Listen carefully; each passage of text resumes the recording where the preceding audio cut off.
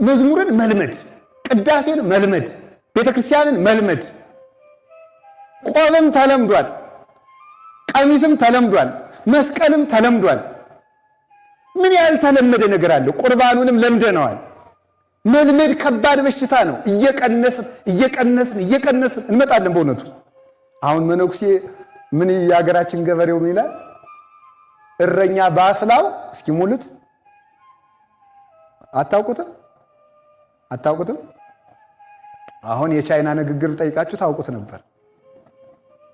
እሺ እረኛ በአፍላው የአህያ መዥገር ይነቅላል ነው። እንግዲህ አህያ አታስቀርብም። በአፍላው ወዲያው እረኛ እንደሆነ ወዲያው በረኝነት ወቅት የአህያ መዥገር ይነቅላል። እየቆየ ሲመጣ ግን የላሞችንም ይተዋዋል ማለት ነው። የላሞችን ይተዋል። እንደዚያው እየሆን ነው። መልመድና የእግዚአብሔርን ጸጋ መልመድ፣ ቁጣውንም መልመድ፣ እግዚአብሔር ይቆጣል ማለትም መልመድ።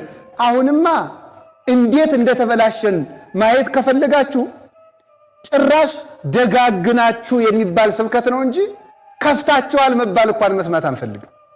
ከፍቶባችኋል፣ ኧረ የለም ተቀድሳችኋል ማለት ነው መስማት የምንፈልግ።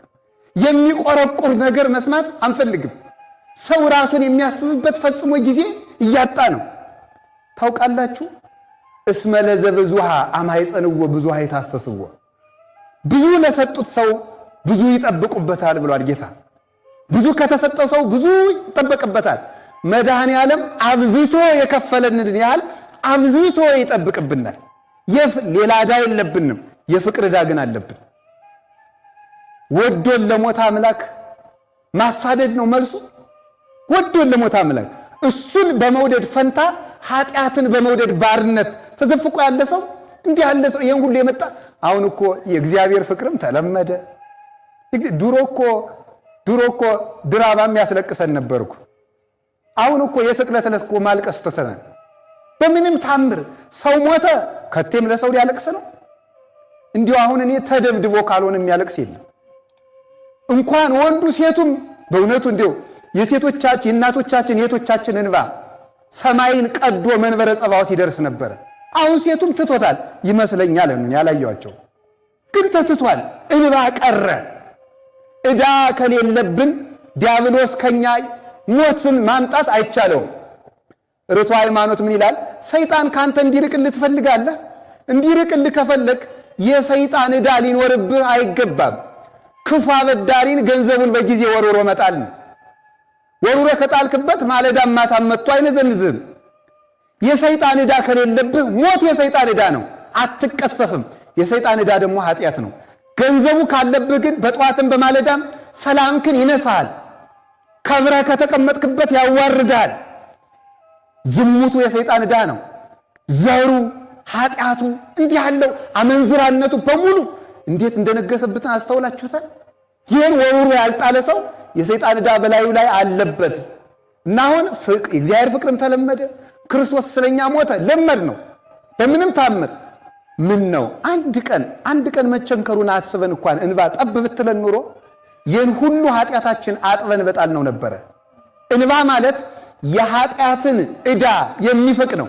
ኃጢአት ይሏችኋል የዕዳ ደብዳቤ ነው። ደብዳቤ በውሃ ሲዘፈቅ መልሶ እንደማይነበብ በንባ የደመሰሱት ኃጢአት መልሶ አይነበብም። ትሄይስ አሐቲ አንብ ዘበንስሐ ተመልከቱ፣ እምብዙኃት አባግ ተመልከቱ ዘበመስዋዕት ወአሊምት ብሎ ይናገራል ወግሪስ የሚባል ሊቅ። ብዙ ኮርማዎችን ከማረድ፣ ብዙ ወይፈኖችን ከማረድ፣ ብዙ በጎችን ከማረድ ለእግዚአብሔር አንዲት ጠብታ እንባ ማፍሰስ ፍጹም መስዋዕት ነው ይላል። ፍጹም መስዋዕት ይላችኋል እንባ ነው። እና እግዚአብሔርን ከመልመድ ይሰውረን። እግዚአብሔርን መልመድ በጣም ከባድ ነው። እግዚአብሔርን መውደድ እንጂ መልመድ ደፋርነት ተገቢ አይደለም። እና የእግዚአብሔር ጸጋ ሰለቻቸው ስለለመድ ነው። ትዝ ይላችሁ እንደሆነ ቤተክርስቲያን መምጣት ምዕመናን ቤተክርስቲያን አትቅሩ፣ ምዕመናን ቤተክርስቲያን አትቅሩ፣ ምዕመናን ቤተክርስቲያን አትቅሩ ስንባል ለጠቤት ባለፈው በሽታ መጣና ቤተክርስቲያን እንዳትመጡ ተብሎ ቁጭ አለ ማለት ነው። የለመድነው ነገር እንደ ዋዛ ያየነው ነገር ስንት ዋጋ እንዳስከፈለን አይታችሁታል። የመድኃኔ ዓለምን ትንሣኤ እንኳን ቤተ እግዚአብሔር እንዳናከር የከለከለን ደዌ የመጣ መልመድ ነው። ይሄ ሁሉ የቤተ እግዚአብሔርን ጸጋ አልገባና አለ። በዚህ ቤተ ክርስቲያን እኮ ስትመጡ በጋ መድኃኒት ኢየሱስ ክርስቶስ እየተፈተተ ታገኙታላችሁ። ጽዋ መድኃኒት ክርስቶስ እየተቀዳ ታገኙታላችሁ። ነቢያት ከነትንቢት አዝመራቸው ይገኛሉ። ሐዋርያት ከነስብከት ገረዳቸው ይገኛሉ። ሰማዕታት በደማቸው እያበሩ ይገኛሉ። መነኮሳት ከቅድስና መዓዛቸው ጋር ይገኛሉ። መላእክት የቅድስና ማሕሌትን እያጎረፉት ይገኛሉ። ድንጋይ የምትስሙ ይመስላችኋል? ቤተ ክርስቲያንን በተሳለምን ጊዜ እኮ ተመልከቱ። ወውእቱ ርእሳ ለቤተ ክርስቲያን ወንተ ይእቲ ሥጋሁ ይላል ቅዱስ ጳውሎስ። ክርስቶስ የቤተ ክርስቲያን ራሷ ነው፣ እርሷም ደግሞ አካሉ ናት ይላል።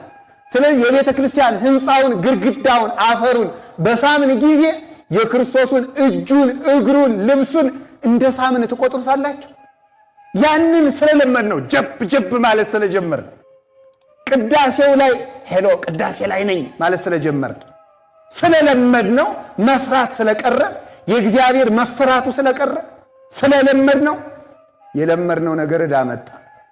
መናውን ለመዱና ኧረ ዛሬስ መረረን አሉ። አሁን መረረን የሚል ወጣት ሰምታችሁ አታውቁ? እንዴ ይገርማል እኮ መኖር መረረኝ ለሚል ወጣት የሚጣፍጥ ሞት ይሻለዋል። እንግዲህ ሞት መጣ። መኖር ከመረረህ መሞት ይጣፍጥህ ይሆን? ሰላም ለመረረው ሰው ጦርነት ይጣፍጠው ይሆን? ውሎ መግባትን እንዴት እንደቀላል እናየው መሰላችሁ? ዛሬ ግን ሰግተን እንውላለን፣ ሰግተን እናድራለን ሁልጊዜ። እና ሰላምን መልመድ፣ ቀንን መልመድ፣ ሌሊትን መልመድ፣ የእግዚአብሔርን ጸጋ መልመድ እንዴት ያለ ከባድ በሽታ ነው! አረ ዛሬስ የመና መረረን፣ መኑ ያበላን ስጋ ስጋ ማን በሰጠን አሉ። ዛሬስ የግብፅ ዱባ ናፈቀን። ታውቁታላችሁ ታሪኩ። ግን የግብፅ ዱባ ምንድን ነው? አንድ ነገር ንገራችሁ። ቤተ ክርስቲያን መስዋዕት ከማይገቡ ተክሎች መካከል ለአስራት በኩራት ቤተ ክርስቲያን ከማይገቡ እህሎች መካከል አንዱ ዱባ ነው። ለምን መሰል ታውቃላችሁ? ዱባ አታውቁም? አቤት መቼም ለትህትና ነው እንጂ ጠፍቷችሁ አይሆንም። ዱባ ታውቃላችሁ አይደል? በጣም ጥሩ። ለምንድን ነው ዱባ የማይገባው? ቤተ እግዚአብሔር የማይገባው ለምን ይመስላችኋል? ዱባ ወጩ ብዙ ነው። ከውስጥ የሚወጣው አንጀት ይሉታል የገበሬ እናቶች። እና ፍትሐ ነገሥት ላይ 318ቱ ሊቃውንት ዱባ ቤተ እግዚአብሔር እንዳይገባ ይላሉ። ለምንድን ነው? ከውስጥ ብዙ ዝርክርክ ነገር አለው የሚወጣው። ዱባ አይገባም ማለት ምን ማለት መሰላችሁ? ዝርክርክ ክርስቲያን ወደ ቤተ እግዚአብሔር ለእግዚአብሔር ንጹሕ መስዋዕት አይደለም ማለት ነው። በውስጡ ሸቀጥ የበዛበት ነገር አርግዞ የሚገባ፣ ዝሙቱን ደብቆ የሚገባ፣ ሌብነቱን በምጽዋት ሸፍኖ የሚገባ 50 ሺህ ብር ሰርቆ 10 ለእግዚአብሔር 40 እሱ የሚበላ ማለት ነው። እንዲህ የሚያደርግ ሌብነቱን በምጽዋት የሸፈነ እንዲህ ያለ ዱባ የሆነ ዝሙቱን በካባ የደበቀ እንደዚህ ያለ ሰው ለእግዚአብሔር አይገባውም ማለት ነው። አይገባውም። እና ከቃሉ ጋር ናቸው እነዚህ ሰዎች። የግብፅ ዱባ ናፈቀን ማለት ግብፅ ማለት ቃሉ በስም ሲተረጎም ግብፅ ማለት ጨለማ ማለት ነው። ግብፅ ማለት በቤተ ክርስቲያን ሲተረጎም ግብፅ ማለት ድንቁርና ማለት ነው። ድንቁርና አንድ ሰው ከግብፅ ወጣ ማለት ከድንቁርና ወጣ፣ ካላዋቂነት ወጣ። ክርስቲያን ማለት ተመልከቱ ክርስቶስን የሚያውቅ ነው። ምሕነሰ መሲሐውያን ይደለወነ ከመ ናእምር ዘይበቋነ ወዘይበቋነ። እኛ ክርስቶሳውያን የሚረባንን ከማይረባን ለይተን በማወቃችን የክርስቶስ መሆናችን በዚህ ይታወቃል ይላል ቅዱስ ዮሐንስ አፈወርቅ። የሚረባንን ከማይረባን ለይተን በማወቃችን የሚወደደውን ከማይወደድ የምንከተለውን ከማንከተለው ለይተን ስናውቅ ያን ጊዜ ክርስቶሳውያን መሆናችን በዚህ ይታወቃል። ከድንቁርና ወጥተው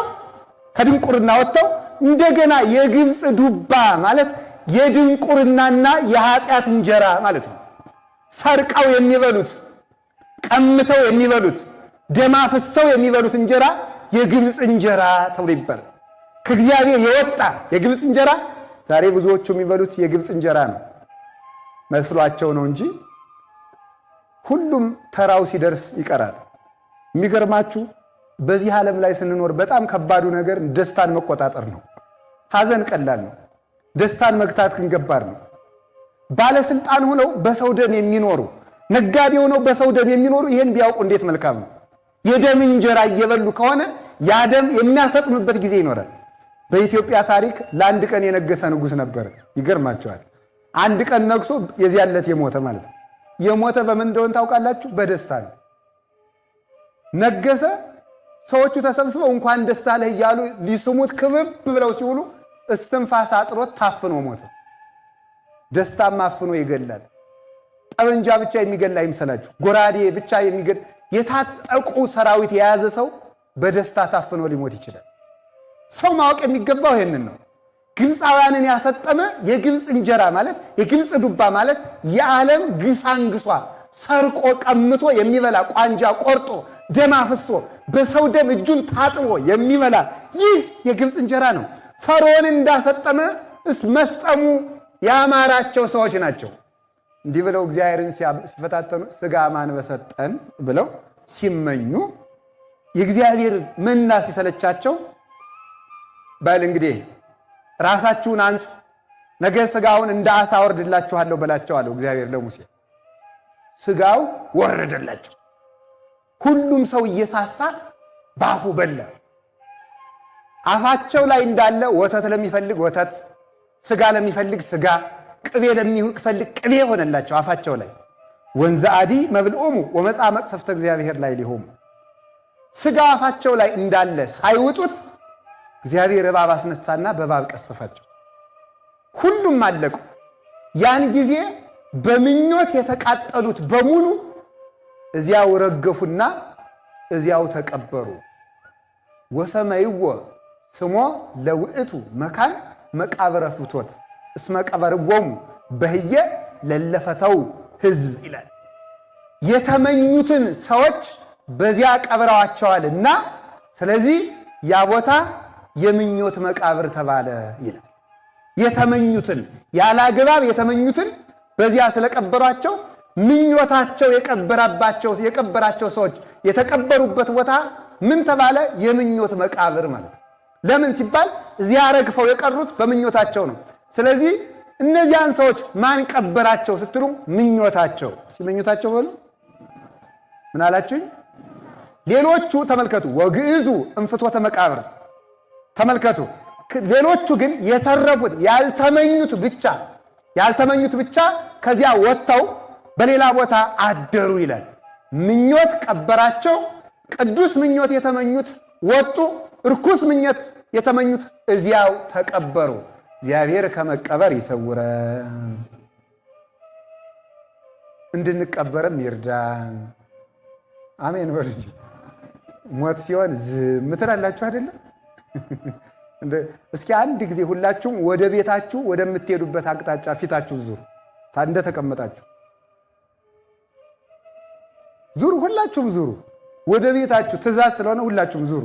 ወደ ቤታችሁ የምትሄዱበትን መንገድ ዞራችሁ እኔ ተመለሱ ስላችሁ የምትመለሱ ወደ ቤታችሁ አቅጣጫ ዙሩ ሁላችሁም። በጣም ግሩም። ወደ ቤታችሁ የምትሄዱበትን መንገድ ተመለሱ። አሁን እግዚአብሔር ያክብርልኝ። ወደ ቤታችሁ የምትሄዱበትን መንገድ ትወዱታላችሁ አትወዱትም? አቤት! እስኪ ደግሞ ወንዶች ተናገሩ። ትወዱታላችሁ አይደል? እንኪያስ ወደ ቤታችን የሚወስደን መንገድ ሞት ነው። አሁንስ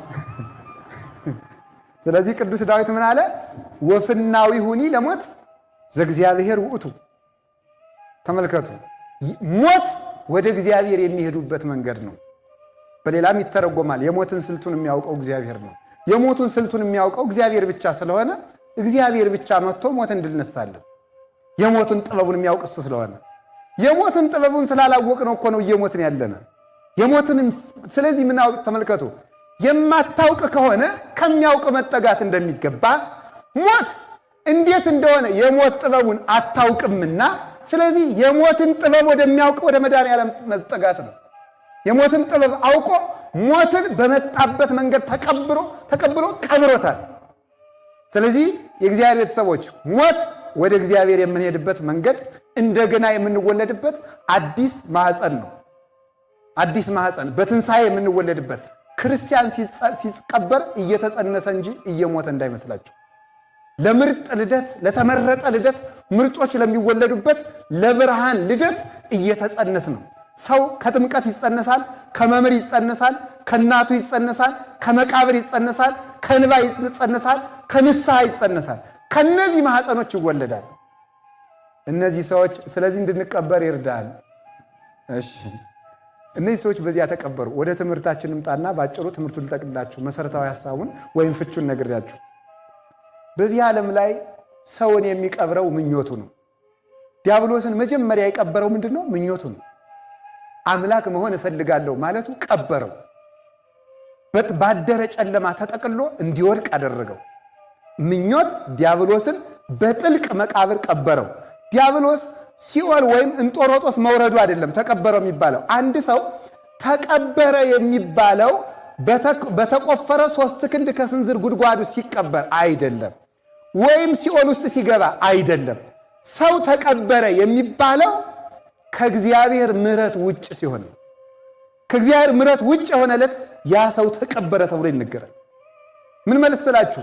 ሰይጣን አሁን ይገርማችኋል፣ አንዱ በሽታው ሲኦል ገብቶ እሳት መቃጠሉ ሳይሆን አንደኛ ምሕረት አይሰማም።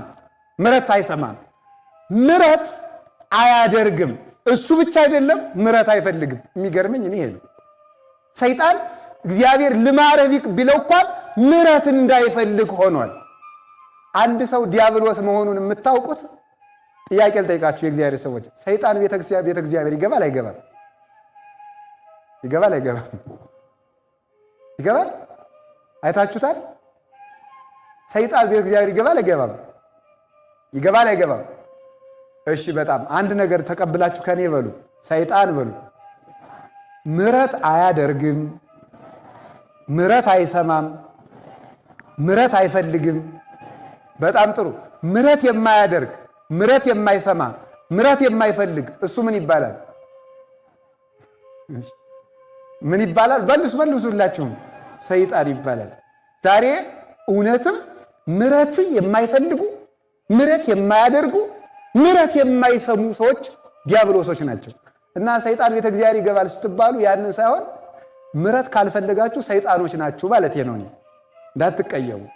ምሕረት የማትፈልጉ ከሆነ ንስሐ አንድ ጊዜ ንስሐ መግባት የማይፈልግ ልብ ካላችሁ እናንተ ዲያብሎስ ናችኋል ማለት ነው። መውደቃችሁን በዚህ ወቁት። ብዙ በመስበካችን፣ ብዙ በመዘመራችን፣ ብዙ በማስቀደሳችን፣ ብዙ በገዳማትን በመዛወራችን የምንጸድቅ መስሏችን ከሆነ ተሳስተናል። መጀመሪያ ልንጸድቅ የምችለው ምሕረተ እግዚአብሔርን በመፈለግ ነው።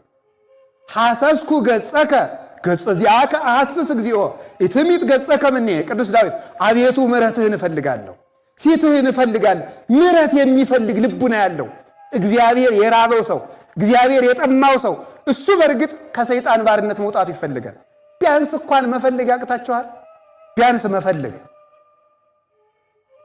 አንድ ሰው ቅዱስ ዮሐንስ አፈወርቅ እንዲህ ይላል፣ አንድ ሰው የምግብ ፍላጎቱ ከቀነሰ መታመሙ በዚህ ይታወቃል ይላል።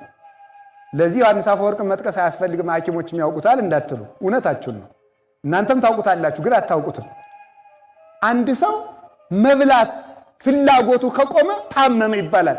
አንድ ሰው ክርስቶስን መፈለግ ካቆመ ይሄ ሰው ታሟል ማለት ነው። ቢያንስ ይቅር እንዲለው ይቅርታውን የማይፈልግ ከሆነ ይቅር ለመባል ወደ ቤተ እግዚአብሔር ወደ ንስሐ የበደለኛነት ስሜት የማይሰማው ከሆነ ኃጢአቱን የማስታወል የሚያይ ዓይን ካጣ የራሱን ሕሊና የሚሰማ ጆሮ ካጣ ይሄ ሰው በእርግጥ ከዲያብሎስ እቅፍ ውስጥ የተጠጋ ከእግዚአብሔር እቅፍ የኮበለለ የዲያብሎስ የበኩር ልጅ ለመሆን አቅዷል ማለት ነው። ምሕረት መፈለግ እንዴት ያለ ሀብት መሰላችሁ! አሁን ዛሬ ሰው ምሕረት አይፈልግ፣ ምሕረት አይሰማ፣ እግዚአብሔር ለማይረባ አይምሮ አሳልፎ ሰጥቶታል የተባለ ስለዚህ ነው። አንድ ነገር ልንገራችሁ፣ ምሕረት አለመፈለግ ምሕረት የማያደርጉትን ያመጣል። እኛ ከእግዚአብሔር የኢትዮጵያ እና የቤተ ክርስቲያናችን መፍትሄ ያለው እጃችን ላይ ነው። በቀረ እየሄዳችሁ በእንዲህ ያለ ገዳም ያሉ ባይታዊ በጥር እንዲህ ነገር ይመጣል ብለዋል ብትሉ የሚሆን ነገር የለም። በመጋቢት እንደዚህ ይሆናል፣ በየካቲት እንደዚህ። አንዳንዱ ሰውማ ቁጭ ብሎ ኃጢአቱንም በደንብ እየሰራ ምንም ንስሐ ሳይገባ ቁጭ ብሎ የሆኑ ሰዎች ሰማዕትነት ከፍለውለት እግዚአብሔር በታምራት ድብልቅልቅ አድርጎ ፀሐይ እንዲያወጣለት ይፈልጋል። ሞኝ አትሁኑ። እየቀለዱ በእግዚአብሔር ቸርነት መቀለድ የለም። ስለዚህ እጃችን ላይ ያለ ከተስተካከል ምሕረቱን ከፈለግን ምሕረት የማያደርጉትን ወይ ልብ ይሰጣቸዋል፣ የማይፈልጉ ከሆነ በራሳቸው መዓት ያሰጥማቸዋል።